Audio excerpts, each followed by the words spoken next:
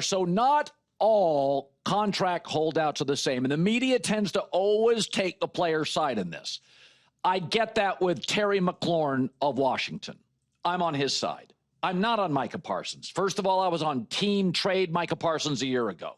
The Cowboys are a mile from the Philadelphia Eagles roster composition. They need 4 good players. I would have gotten a couple of second-round picks, maybe a first and a fourth, whatever.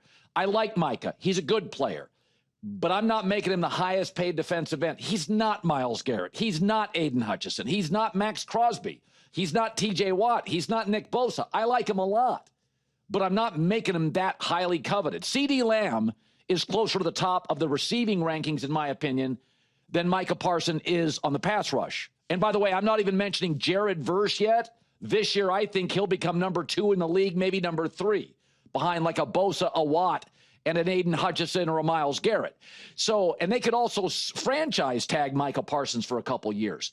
So I'll give you an example of the difference between the two holdouts. So Micah Parsons was a first-round pick and a number 12 pick, and he's been a Pro Bowler.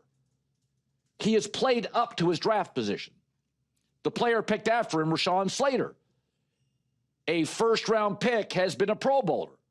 He has played up to his position. And Micah does deserve a big contract. Slater got one. I'm not denying that.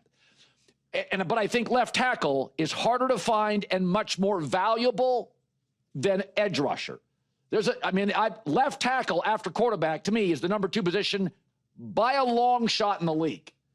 Go look at the Niners and Kyle Shanahan when Trent Williams doesn't play. Go look at the Chargers when Rashawn Slater doesn't play. There are no great backup left tackles. There's all sorts of guys that can rush the passer in the NFL. The college gives you 6 a year, guys that can play, and you'll get them in mid-rounds. There are no great left tackles in the 5th round historically. The top 30 left tackles of all time, 28, I think, are first-round picks. And so Micah has, and by the way, right now, Micah's contract going into this year, without a new contract, would make him the 5th highest edge rusher cap hit. That's a totally appropriate contract. Totally appropriate. That's not Terry McLaurin. Terry McLaurin has been a dog in the playoffs. He's been unbelievable in the regular season. He was the only bright spot before Jaden Daniels got to town for about 3 years. He's unbelievably productive, and he is a 3rd-round pick. So he has wildly outperformed his contract. He is the most underrated and underpaid player in the league. Micah is paid appropriately to this point in his career. And then Washington goes out and signs Deebo Samuel, who I like, but you can't have Deebo making significantly more than Terry McLaurin. Deebo's older. Deebo's been injured more. Deebo's just not as good as Terry McLaurin. And you go look at Terry McLaurin's stats. This kid's great. I mean, Ohio State is not only the wide receiver factory of college football, even their 3rd-round guys. In 82 regular season, he's got, in his regular season career, just last year, 82 catches, 14 in the postseason. He had 3 postseason touchdowns, which was tied for the league lead. The kid is great everywhere. In fact, the last 5 seasons, there's only 4 receivers who have had 1,000+ receiving yards each of those years. Justin Jefferson, ever hear of him? Mike Evans, Devontae Adams, Terry McLaurin. And he hadn't been paid yet. So he has wildly outperformed his contract. Like Amon-Ra St. Brown did this to a degree. You got to pay guys like that. That's I believe that with every position except quarterback. Quarterback, just pay them if they're great.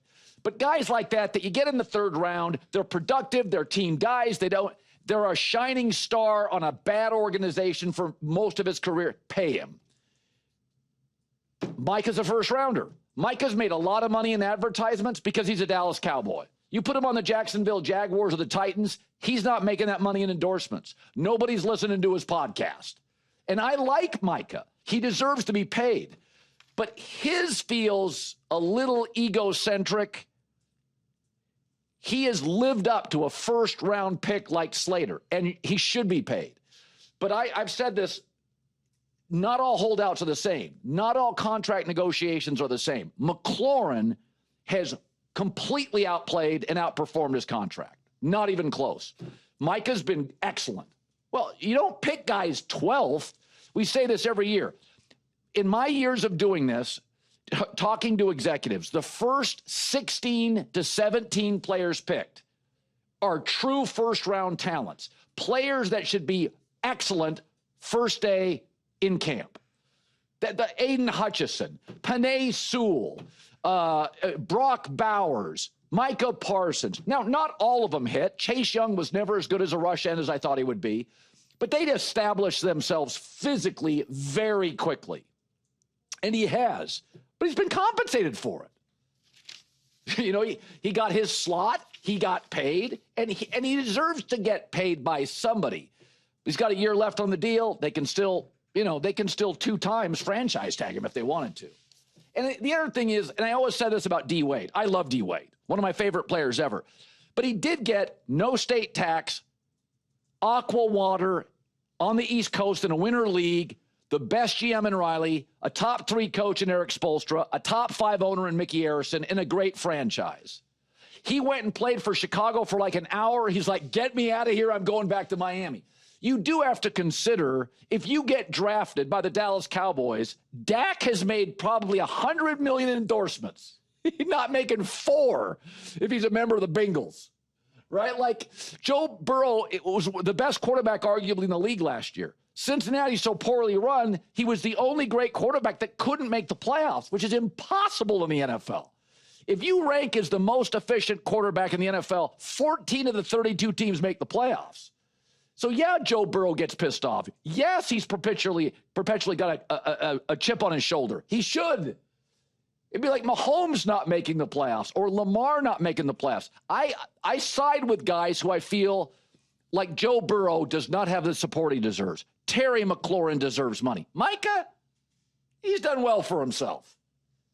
He made a lot of money in Dallas. He's been treated like a rock star. There are times he is a rock star. But in the postseason, look at McLaurin's numbers.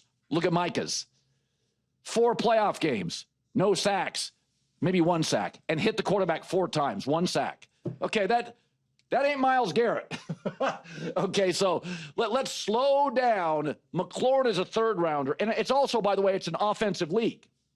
I'm going to pay my quarterback. I'm going to pay my left tackle. I'm going to pay my star weapon, Jamar Chase. It is an offensive league. You got to consider that. Everything counts. Jerry Jones on the Micah situation. I think the world of Micah, and that's just a part of negotiation. I don't really place that with any real seriousness. I wouldn't be standing here with you if I didn't think we had potentially had a great future with Micah. It'd be a waste of all of our time. So we're in good shape. This is negotiation. But make no mistake about it, life has to go on. The one thing I would say to our fans, don't lose any sleep over it. All right, so that Jerry's probably going to pay him, and the roster will continue to get really top-heavy, and again, it goes public and shouldn't have to, but I'm just saying, I'm Team Terry. Like that kid, you got to pull up the Brinks truck, especially now you added Debo, older, banged up, hasn't been through the lean years in Washington.